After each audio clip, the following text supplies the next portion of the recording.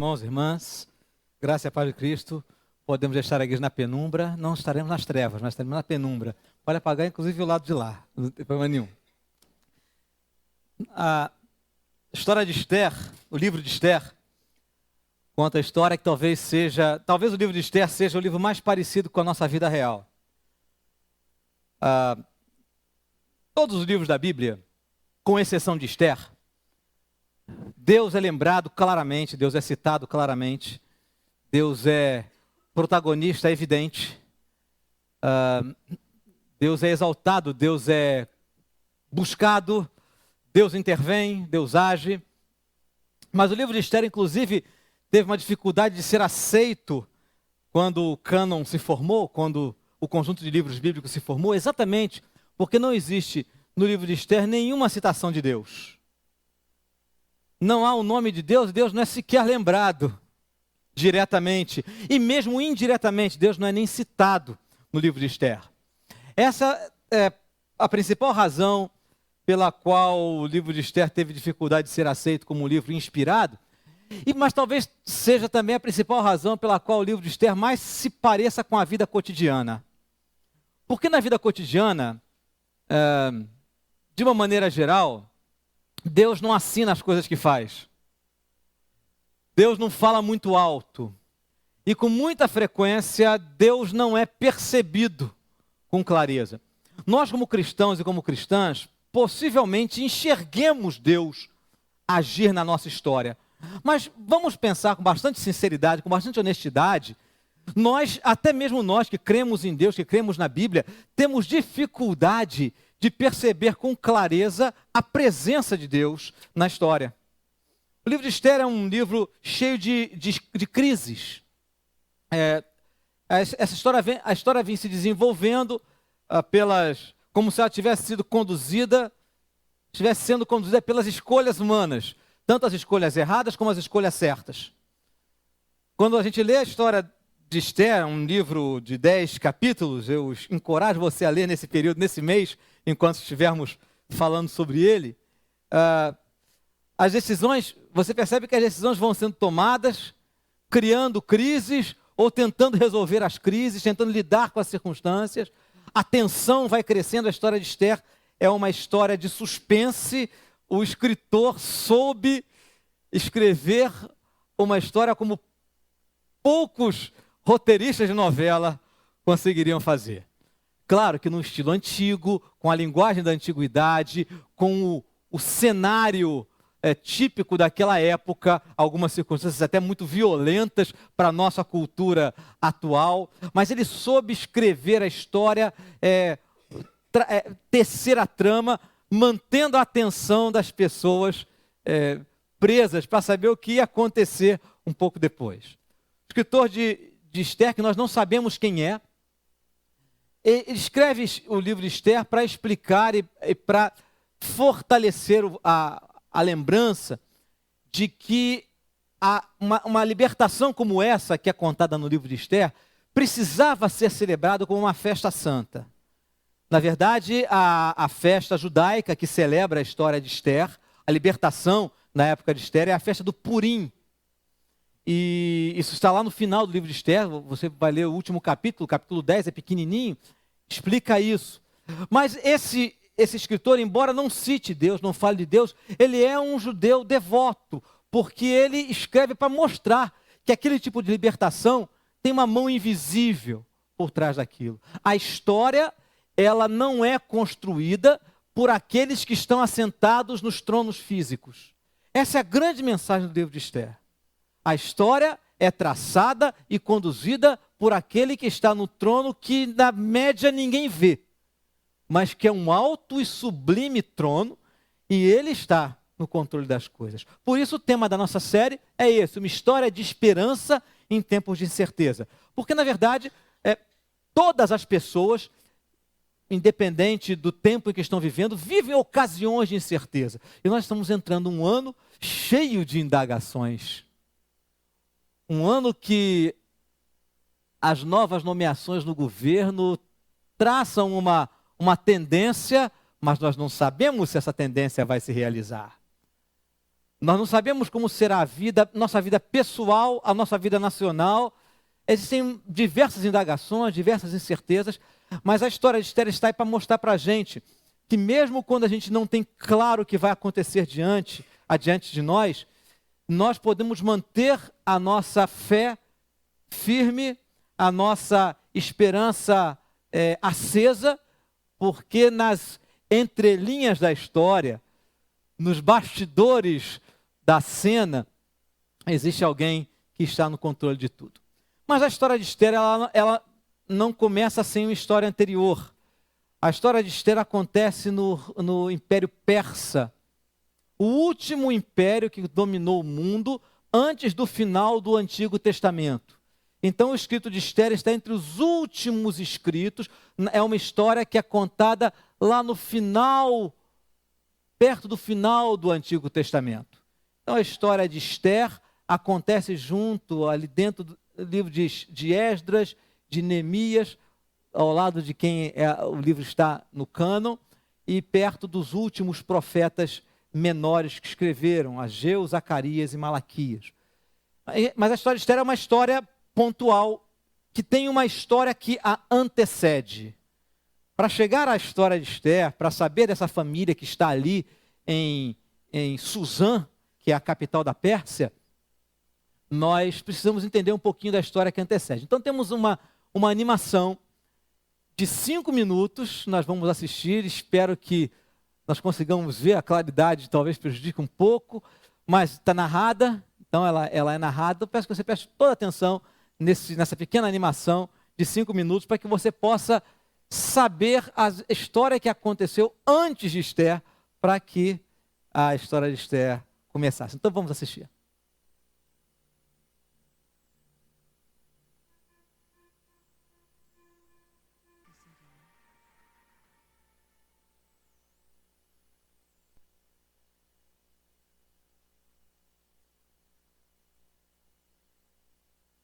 Esse é o pano de fundo que deu origem à história de Esther. Esther chega em Suzã sob os cuidados do seu primo Mordecai, que a criou como filha depois da morte dos seus pais. E nós temos Esther, no início do livro de Esther, a história não começa falando dela, mas começa falando de uma sequência de crises. Por isso nosso tema dessa primeira mensagem da série é Dias de Crise. E realmente o livro de Esther é um livro que conta a maneira como as crises se desenrolaram na história do povo de Israel, que estava ali em Suzã e em todo o Império Persa. Eram 127 províncias que iam da Índia até o Egito, um dos maiores impérios que o mundo já teve conhecimento. Às vezes nós nem percebemos isso, mas o Império Persa, ou o Império Medo-Persa, foi um dos maiores impérios que já se estendeu pelo planeta. A história, eu vou contar rapidamente para vocês os primeiros episódios. A história de Esther começa com um evento que acontece no Palácio Real de Suzã. O rei Assuero, ele dá um grande banquete para os líderes, os nobres das 127 províncias. São chamados para um banquete que dura apenas 6 meses. Que festança, hein? 6 meses de festa para que o rei pudesse mostrar para os seus nobres a sua generosidade, a sua riqueza. E nesse início, nesses 2 primeiros capítulos, aparece a primeira crise. Na verdade, é uma crise local que acontece ali no Palácio Real, no ambiente do Palácio Real, mas que pode se tornar uma crise de expansão imperial. Pode afetar todo o império. Porque o que acontece?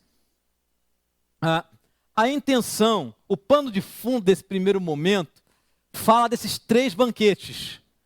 São 3 banquetes que são feitos com um grande objetivo. O primeiro banquete é o banquete... O primeiro banquete é o banquete que é feito para os nobres. Depois, o rei, num ato de benevolência, resolve abrir os seus jardins para toda a população. É claro, para a população, uma semana chega, né? Uma semana de festa é mais do que o suficiente. O povo não está acostumado com festa e não tem nada que se satisfaça com uma semana de grandes banquetes para eu mostrar a minha generosidade, dizia o rei Assuero. Juntamente com esses dois grandes banquetes, naturalmente, pela cultura da antiguidade, os homens iam para o banquete principal e as mulheres eram recebidas pela rainha ou pela preferida do rei. Não era incomum haver mais de uma rainha naquela cultura. Mas a rainha preferida, a número 1, era Vasti. O nome Vasti, inclusive, significa a preferida, a escolhida, a amada. Alguns estudiosos até acham que Vasti pode não ser o nome original, mas ser um nome dado em celebração ao afeto, à preferência que ela tinha diante de Assuero. Então Vasti dá esse banquete para as mulheres.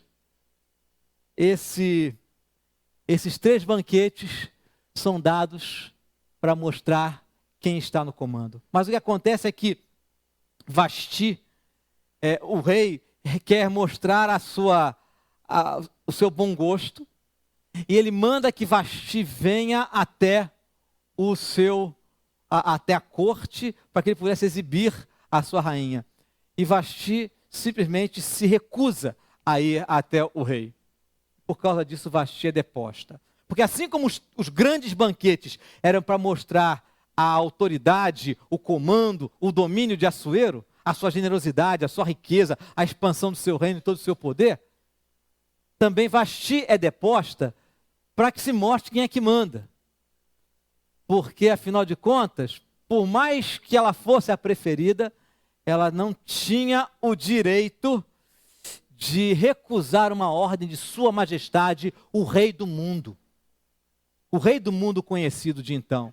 Afinal de contas, aqueles banquetes eram dados exatamente para mostrar o poderio de Assuero. E não seria uma mulher, mesmo que fosse a rainha, que iria colocar em xeque a autoridade de Sua Majestade. Então, Vasti é deposta para mostrar quem estava no comando. E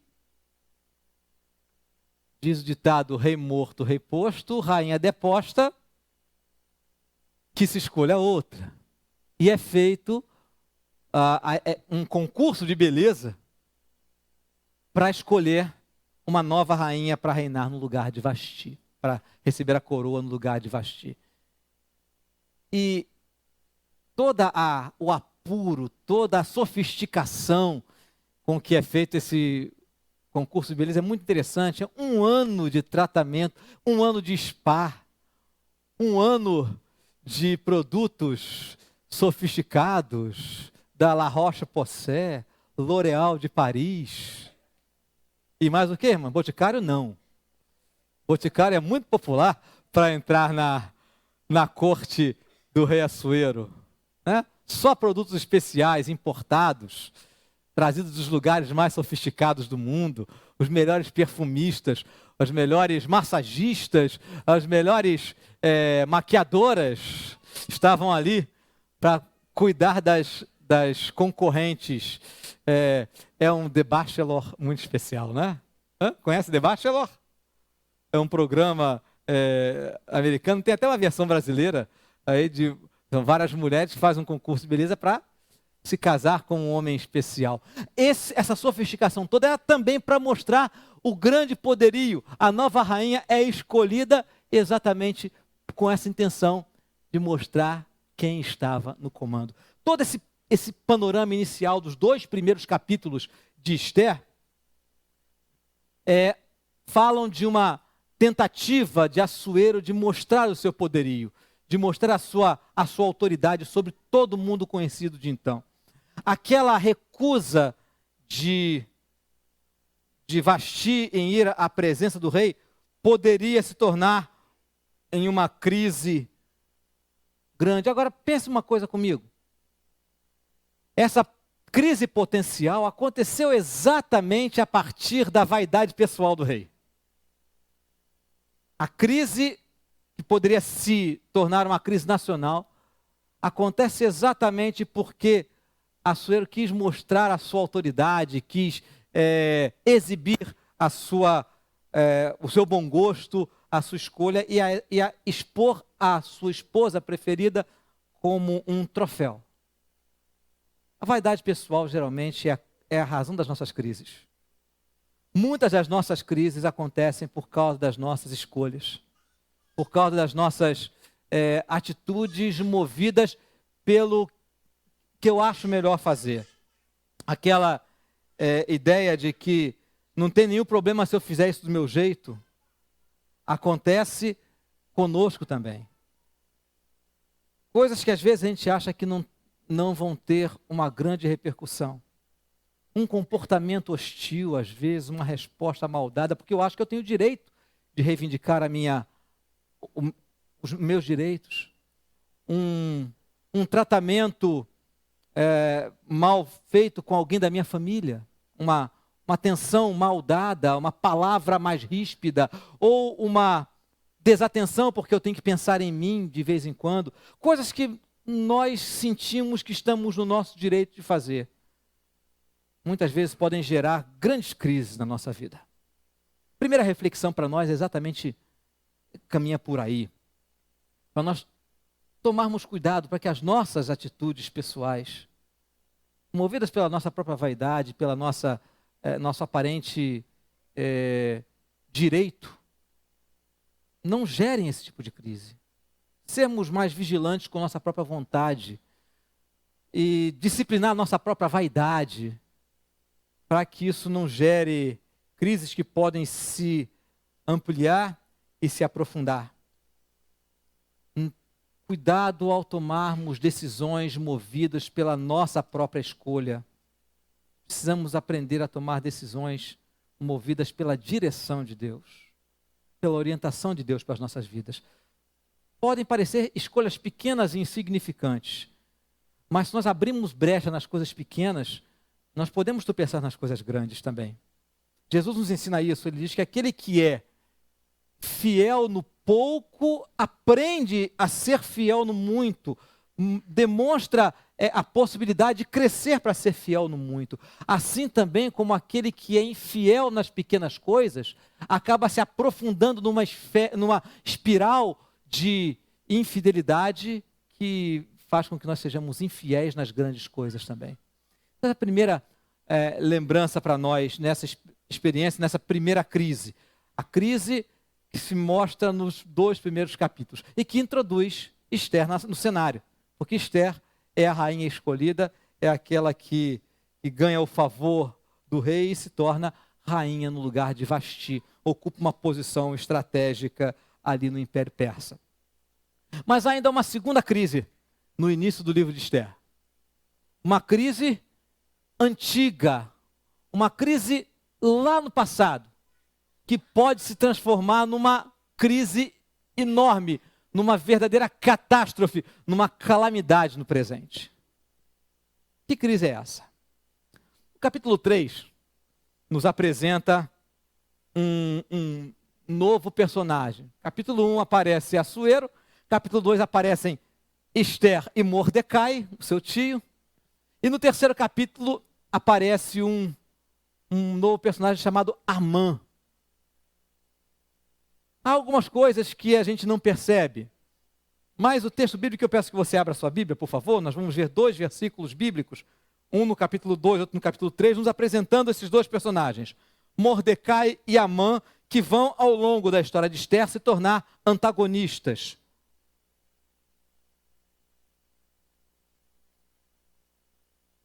Primeiro versículo, capítulo 2, versículo 5, ele está aí resumido. Em Susã havia certo judeu, Mordecai, filho de Jair, filho de Simei, filho de Quis. Entre parênteses, esse texto entre parênteses não está no versículo, mas é só para que você saiba. Quis, na verdade, era o pai do rei Saul, muito antes desse tempo. Séculos antes dessa história. Saul ainda o primeiro rei de Israel. Então, na verdade, Mordecai era um descendente de Saul. O segundo personagem é Amã.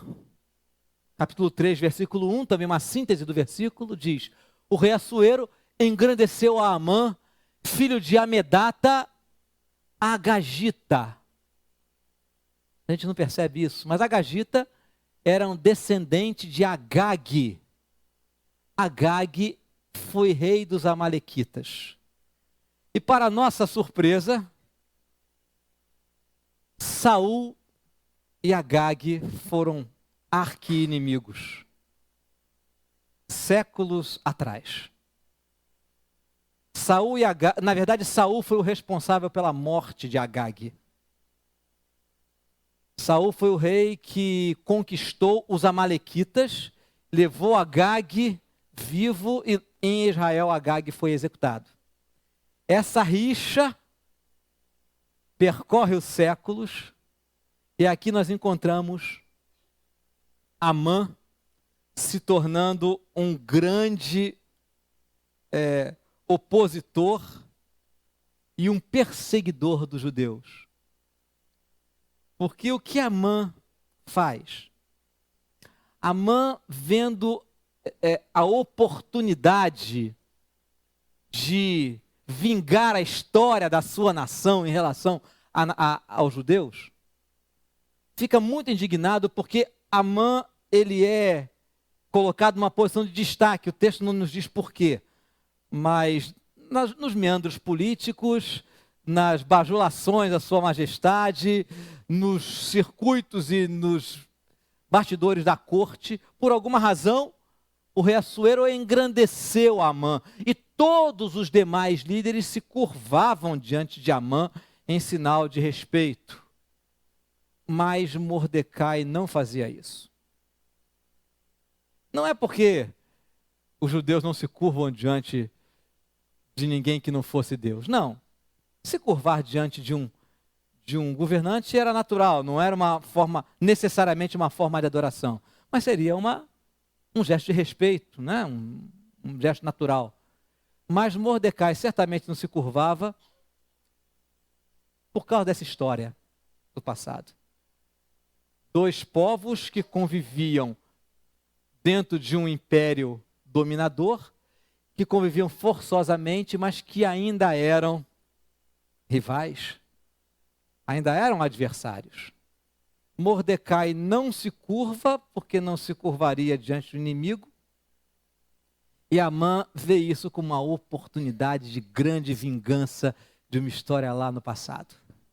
Então ele diz o seguinte para Assuero: majestade, tem aí um povo, e ele nem diz que povo é este, espalhado por todo o reino da Pérsia, um povo que não obedece os decretos de sua majestade, um povo que segue leis diferentes, um povo que é um perigo no meio do Império Persa.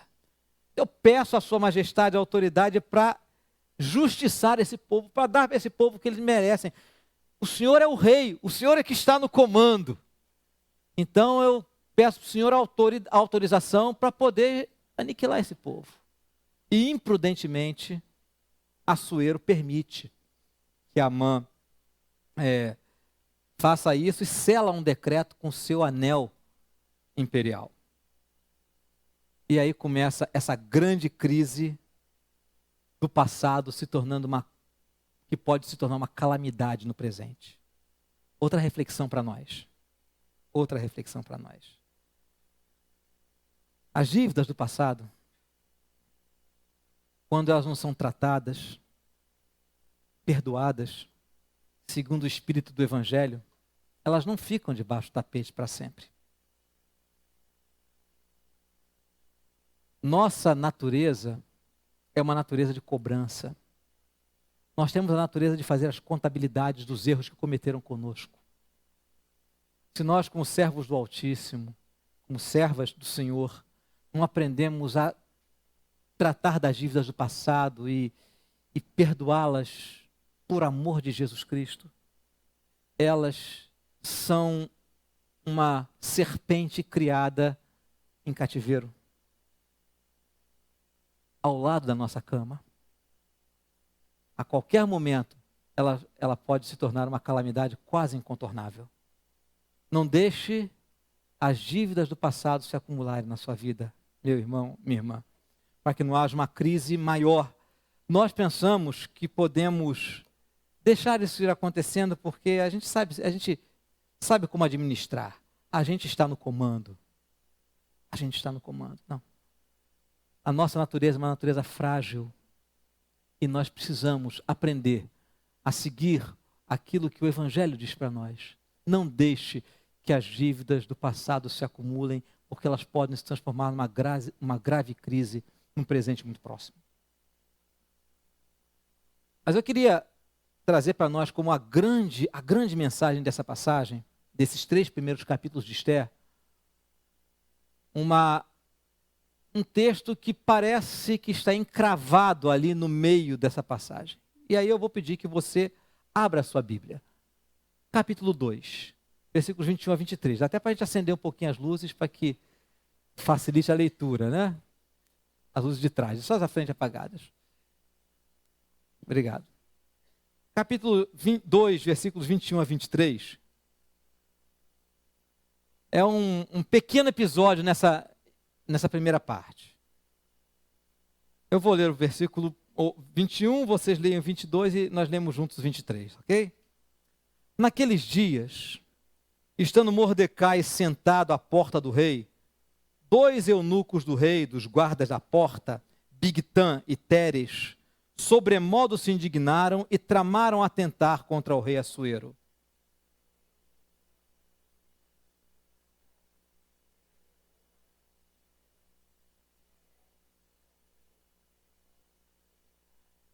Investigou-se o caso e era fato, e ambos foram pendurados numa forca. Isso foi escrito no livro das crônicas perante o rei. Quero lembrar a vocês que logo depois desse acontecimento é que existe a ameaça do primeiro holocausto judeu. Primeiro holocausto judeu.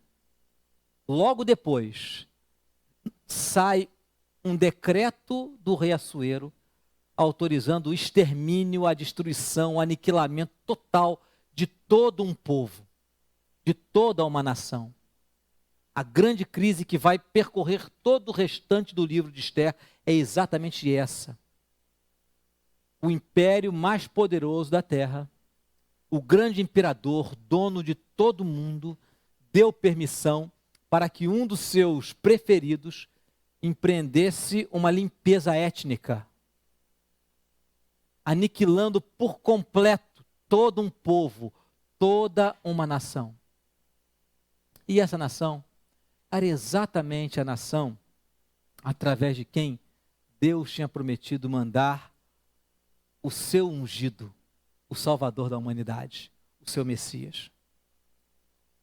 Não havia escapatória, porque essa autorização veio da pessoa mais poderosa, daquele que estava no comando, daquele que veio sendo protagonista da história, mostrando através dos banquetes, através da deposição da sua preferida e através do grande concurso que escolheu a nova rainha, mostrando a sua autoridade, quem estava no comando. Mas essa entrelinha de 3 versículos mostra para a gente um pormenor. Bem, é um pormenor humano, do ponto de vista humano, mas do ponto de vista divino, é um por maior. Porque é exatamente esse pequeno acontecimento que cai no esquecimento durante um bom tempo, depois, nós vamos ver isso adiante, que permite uma reviravolta na história. A vida do rei é salva porque Mordecai tomou conhecimento dessa conspiração, contou a sua prima filha, Ester, rainha, Ester conta ao rei Assuero e, portanto, a conspiração é evitada e a vida do rei é salva. E é interessante. É assim que as coisas acontecem muitas vezes na nossa vida. Pequenos acontecimentos aos quais a gente não dá muito crédito e que parece que são acidentais na história, acidentais na vida, são exatamente controlados por aquele que está de verdade no comando. Na história das pessoas, existem realmente narrativas, histórias de grandes intervenções de Deus. Na vida de pessoas como eu e você, existem histórias de como Deus agiu de uma forma fantástica, inesperada. São coisas que parece que só faltam vir com um letreiro e com a assinatura de Deus embaixo. Não é preciso nem ter muitos olhos de fé para perceber isso. Às vezes, pessoas incrédulas, descrentes, perguntam assim, quando acontece uma reviravolta: vem cá, teu santo é forte, hein? Qual é o teu santo? Você é de alguma religião? Acontece isso muitas vezes, coisas que acontecem conosco, e as pessoas perguntam, entendem que há uma força misteriosa regendo as coisas por trás. São coisas muito claras. Uma cura, uma solução de um problema grave, a restauração de uma vida destruída, coisas que são milagres claros, que vêm assinados por Deus com letra maiúscula.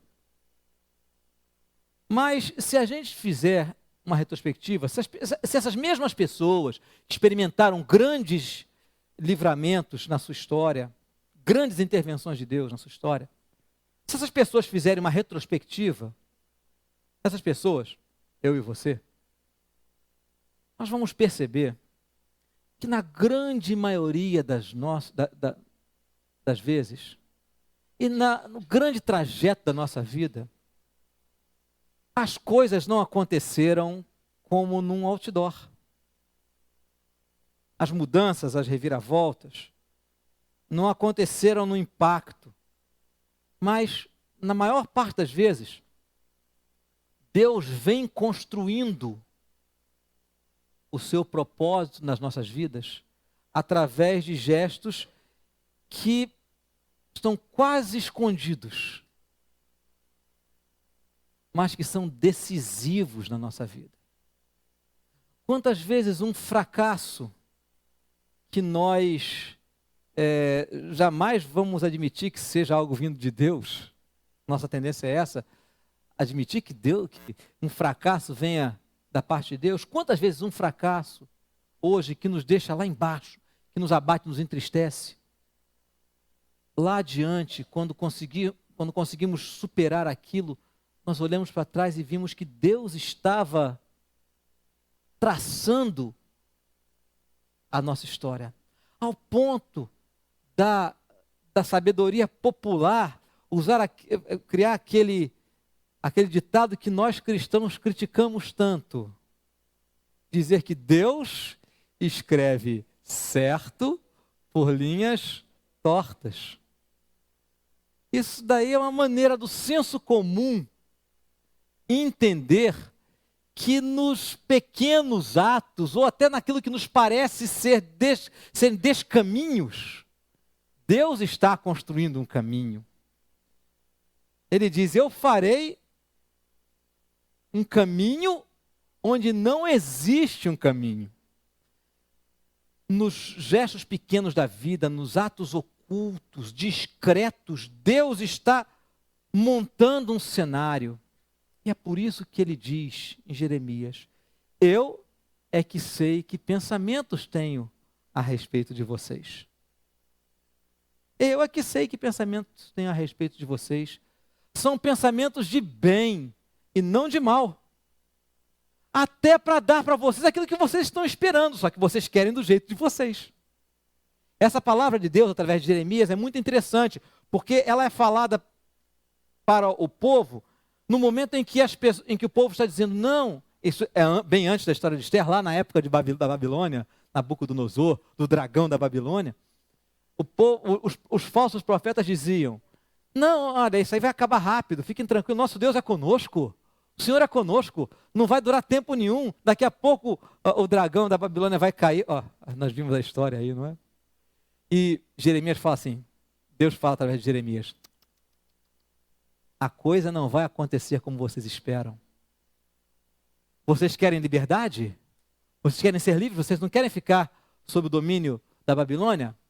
Eu é que sei os pensamentos que eu tenho a respeito de vocês. São pensamentos de bem, não de mal, para produzir aquilo que vocês esperam. Vocês vão me buscar, vão me invocar e eu serei achado por vocês. Mas ainda há 70 anos de exercício de paciência de vocês. Assim é comigo e com você. Nós precisamos olhar a coisa dessa maneira. O apóstolo Paulo faz um eco lá em Romanos capítulo 8 dessa palavra de Jeremias no Antigo Testamento. Se em Jeremias Deus diz, eu é que sei que pensamentos tenho a respeito de vocês, pensamentos de bem e não de mal, Paulo lá no Novo Testamento vai dizer, nós sabemos que todas as coisas cooperam para o bem daqueles que amam a Deus, daqueles que são chamados segundo o seu propósito. Nós não sabemos o caminho de Deus. Mas mesmo que Deus não esteja sendo visto na sua história, mesmo que você não esteja percebendo a mão de Deus, Deus está fazendo um caminho onde não há um caminho. Deus está construindo nos bastidores. Deus está escrevendo em cada entrelinha. Nós não sabemos os caminhos do nosso misterioso, mas glorioso Deus. Irmãos e irmãs, nós estamos do lado de cá. Nós vemos a vida na horizontal.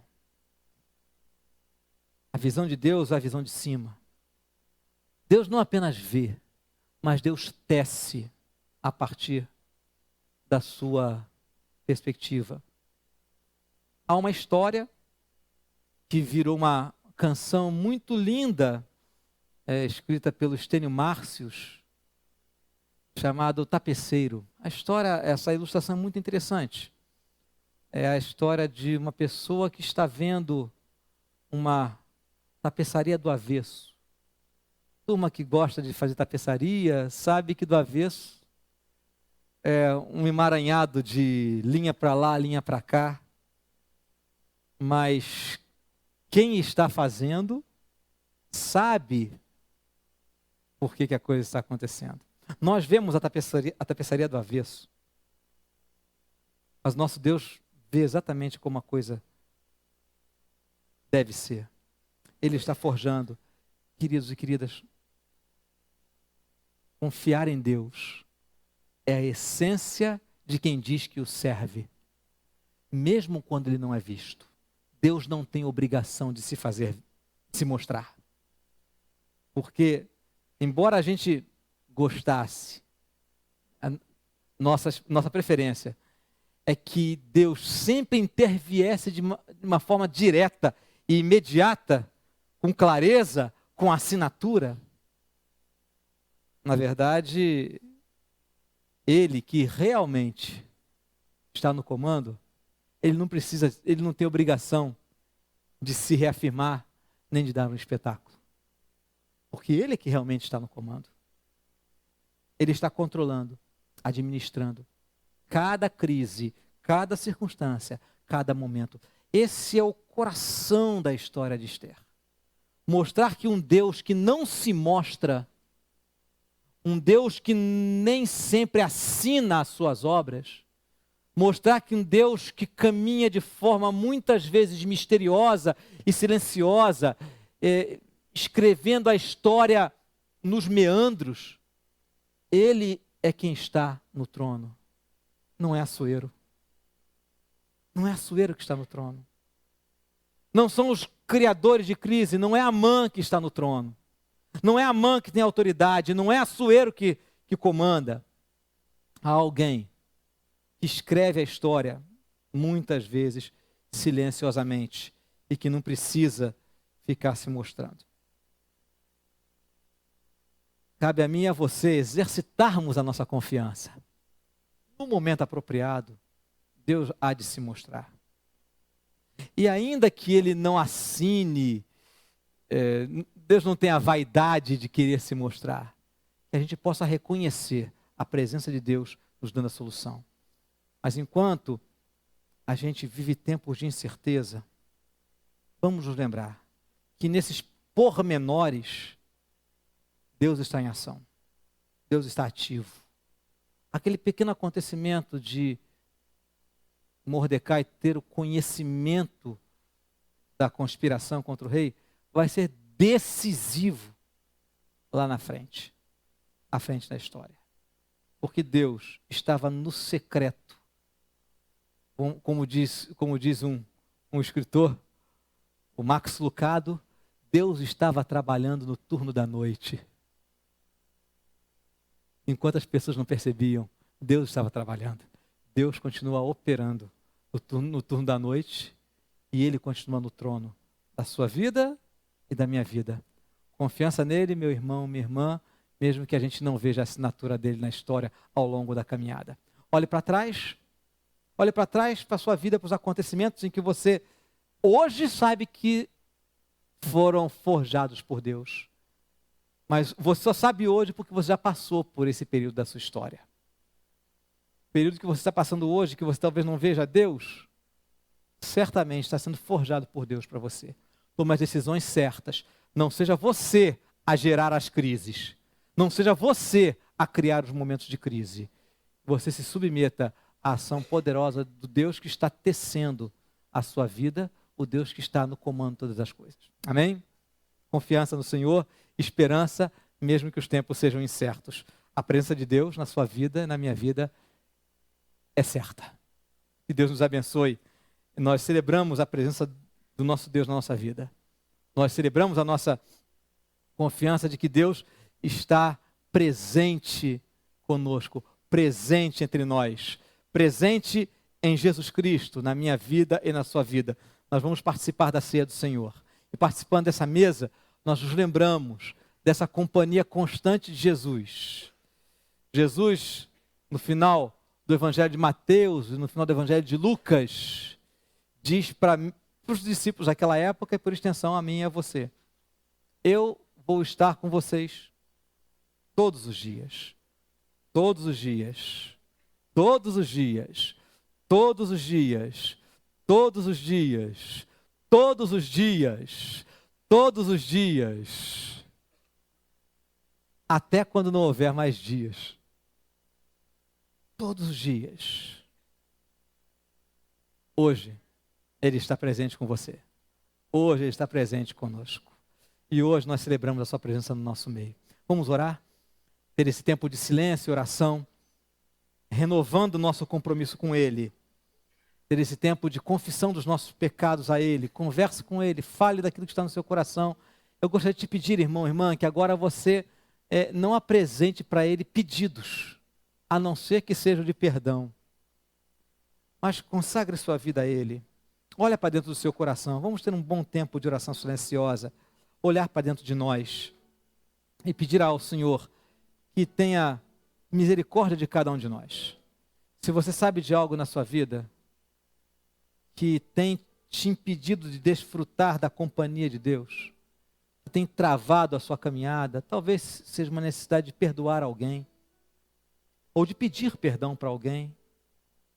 Talvez seja uma atitude errada que você tomou, uma decisão errada que você tomou sem consultar a Deus, que tem consequências para você e para pessoas que estão à sua volta, ou talvez só para você, que é do Senhor.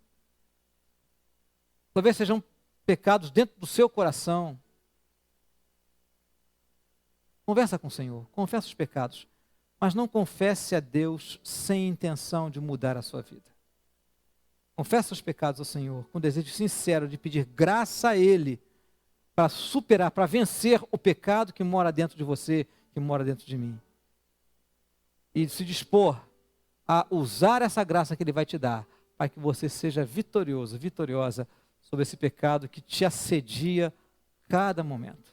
Vamos orar em silêncio, confessando os nossos pecados ao Senhor.